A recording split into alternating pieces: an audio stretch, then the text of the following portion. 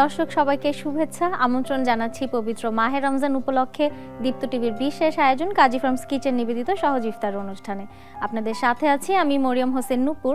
আর প্রতিদিনকার মতো আজকেও খুব সহজ একটি ইফতার রেসিপি নিয়ে হাজির হয়ে গিয়েছি আপনাদের সামনে। আজ আমি আপনাদের তৈরি করে দেখাবো চিকেন কাবাব রোল। আর চিকেন কাবাব রোল তৈরি করতে আমি ব্যবহার করছি কাজী ফার্মস কিচেনের চিকেন শামি কাবাব। আরও লাগছে কাজী ফার্মস কিচেনের পরোটা। এছাড়াও ব্যবহার করছি কাজী ফার্মস কিচেনের টমেটো কেচাপ, ব্যবহার করছি কাজী ফার্মস কিচেনের সুইট চিলি সস। রেসিপিতে আরও লাগছে লেবুর রস, চাট মশলা, কাঁচামরিচ কুচি, তেল, লবণ, পেঁয়াজ রিং করে কেটে নেওয়া, লাগছে ধনেপাতা কুচি। শুরুতে আমি তেল গরম দিয়ে দিচ্ছি এবং পরোটা ভাজার জন্য প্যানটাও আমি হিট করে নিচ্ছি। এবারে আমি পরোটাটা কেটে নিচ্ছি। আমি ব্যবহার করছি কাজী ফার্মস কিচেনের প্লেন পরোটা। কাজী ফার্মস কিচেনের পরোটার একটা খুব ভালো গুণ হচ্ছে পরোটাটা কিন্তু ভেতরে খুব সফট থাকে। পরোটাটা ভেজে নিচ্ছি। আমার তেল গরম হয়ে গেছে, আমি কাবাবগুলো দিয়ে দিচ্ছি। কাজী ফার্মস কিচেনের কাবাবগুলো কিন্তু একদম খুব সুন্দর শেপে করা। কাবাবগুলোতে যে চিকেন পিসেসগুলো ব্যবহার করা হয় সেটা কিন্তু চিকেনগুলো নিজের যে খামার আছে সেখানে একদম ভেজিটেবল ফিট চিকেন, এবং কাবাবে কোনো ধরনের ক্ষতিকারক কোনো প্রিজারভেটিভ এবং টেস্টিং সল্ট ব্যবহার করা হয় না।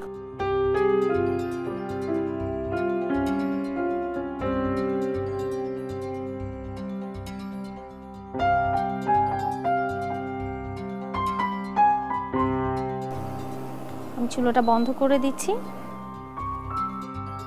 আমার কিন্তু পরোটা ভাজা হয়ে গিয়েছে। কাজী ফার্মস কিচেনের পরোটাতে এক্সট্রা কিন্তু কোনো তেল দেওয়ার প্রয়োজন নেই।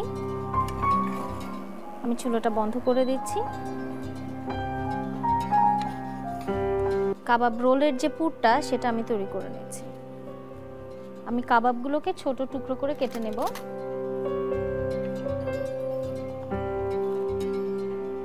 কাটার সময় কিন্তু আমি ওই যে পারফেক্ট যে ক্রিস্পটা সেই শব্দটা পাচ্ছি। দর্শক আপনারা শুনতে পাচ্ছেন কিনা জানি না।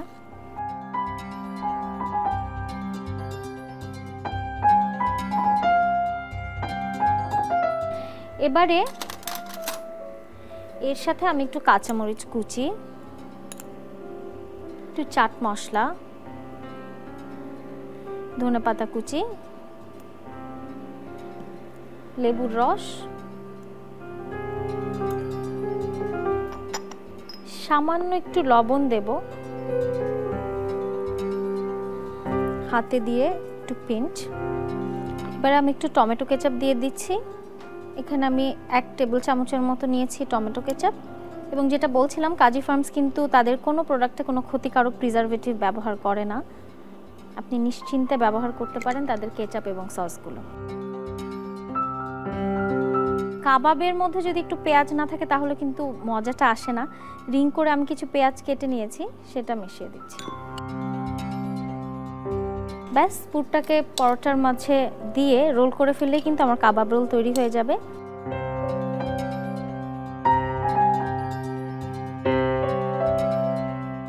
আমি একটা প্লেট সুন্দর করে আগে থেকে গার্নিশ করে রেখেছিলাম, সেটাতেই আমি এটা সার্ভ করে দিব মাঝখান থেকে কেটে।